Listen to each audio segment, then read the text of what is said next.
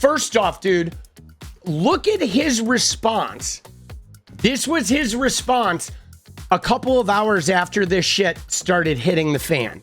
Okay, this is where Trump began his day. It says the Democrats are trying to bring up the Jeffrey Epstein hoax again because they'll do anything at all to deflect on how badly they've done on the shutdown.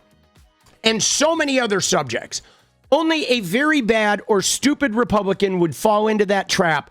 The Democrats cost our country $1.5 trillion with their recent annex of viciously closing our country while at the same time putting many at risk, blah, blah. And they should pay a fair price. There should be no deflections to Epstein, or anything else. And any Republicans involved should be focused only on opening up our country and fixing the massive damage caused by the Democrats. So his like opening salvo was like the Democrats did a bad thing. And so this is all make-believe, right? Meanwhile, like 20,000 emails got released and everyone is like worse than the next.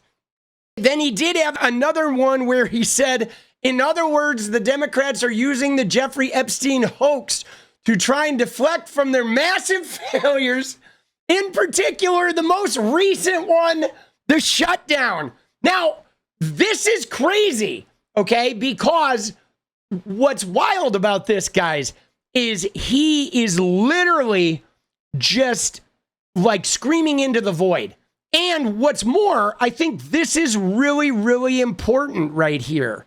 Okay, because this is how stupid Mike Johnson is. Think about this, guys. Think about how dumb Mike Johnson is. All he had to do, okay, was swear in 𝗙ecie𝗶𝗃𝗍, and this doesn't play out the way it did. Like, he chose to keep the House adjourned, to keep her unsworn in. So then on the big day of the shutdown, when they wanted all the news to be about their big Republican victory lap, it also was the day of the discharge petition. Because he is so dumb, right? I mean, this goes to how stupid these guys are. They have no strategy. They are not thinking at all. They are literally just like running in the dark, grasping at whatever straws they can. Like when people talk about like 4D chess, dude, these guys aren't even playing checkers. They are so not strategic. Whereas the Democrats, you may have noticed, they had an email dump ready. So on the big day of the Republican victory lap of the fucking shutdown, the whole world is now focused on Epstein, and they're going to continue for the foreseeable future. Dude, this shit is wild, bro. Now, here was the other news, guys, is Trump immediately was like, we have to have an emergency meeting. Right? He calls all his little lackeys, Bondi, Patel, Blanche. They're all going to get together. And right away, dude, there was like some reporting that they were going after Boebert. But it doesn't even matter because more Republicans have signed on. Now, I do want to take you back to this Schuster tweet because I don't want you to forget this. I feel like this set of tweets are really important, guys. This was from last week. And this was David Schuster saying that House members have already heard that the shit they have on Trump is beyond. It like makes what Michael Wolff said look tame by comparison. They also said that once 𝗙ecie𝗶𝗃𝗍𝗀 is sworn in, a whole bunch of Republicans are going to try and get ahead of this thing. Okay? And I believe we're already starting to see that they are going to start getting ahead of this shit. This is where we're at. I mean, we know that the deluge is coming. It's absolutely coming. Dude, it's gonna be big, boss. And now the other thing here is it is definitely tied to Pam Bondi as well. Okay, she has seen the Trump photos. I think we know from that exchange with Sheldon Whitehouse that she's seen the Trump photos. Okay, we know they're there.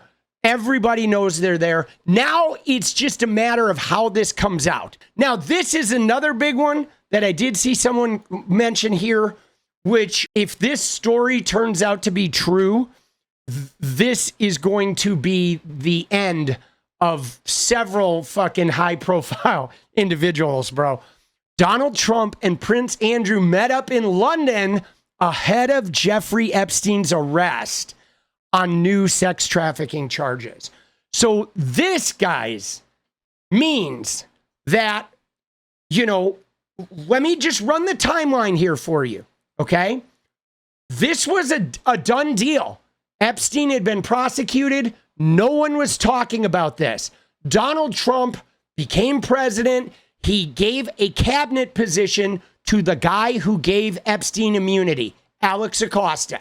Now, unforeseen by Trump was the fact that Virginia Giuffre, at the same time Trump was running for president, Virginia Giuffre sued Ghislaine Maxwell for defamation. Now, as a result of that lawsuit, there were depositions with Juana Lecce, with a bunch of Epstein's people. All of Ghislaine Maxwell's communications and shit in these depositions became part of the public record. Then Julie K. Brown from the Miami Herald started writing about this, and Epstein got arrested. Okay, Alex Acosta steps down. Now, what this article is saying, Epstein was in Paris. Remember, he flew back with his butler and they arrested him in New Jersey at Teterboro Airport. This article alleges that Trump went to London to meet with Prince Andrew before they arrested him. Dude, that is insane, bro. Now, we might add, a number of right-wingers have been trying to spin this, saying that Trump was an informant. He informed on the FBI. Now, Trump did speak to the attorney, Brad Edwards, who represented some girls in the original Palm Beach case. However, we know that Trump was only helping to cover his own self-interest. I mean, realistically, there's no reason he would have taken the guy who gave Epstein immunity and made him a cabinet member, okay? It's very fucking clear what went on. Now, this is the one we've seen where, right, email one, direct correspondence between Epstein and Ghislaine Maxwell. All right, now this is the one that is the Wolf, and this is the one from Jeffrey to Wolf. So again, all of those together show that Donald Trump was well aware that young girls were being sex trafficked from his club. He was well aware of it, guys. Okay, now, even beyond this is the fact that Maria Farmer had already reported Trump and Epstein to the FBI related to sex trafficking in 1996. Okay, that was 4 years before Virginia Giuffre even got a job at Mar-a-Lago. Okay, so Trump was reported to the FBI 4 years before Virginia Giuffre even got that job. Okay, so her like saying, oh, Trump didn't do anything is fucking meaningless, bro. It is. Trump didn't do anything with her. Of course not. Her dad worked at Mar-a-Lago. He wasn't going to do anything with her. Now, right?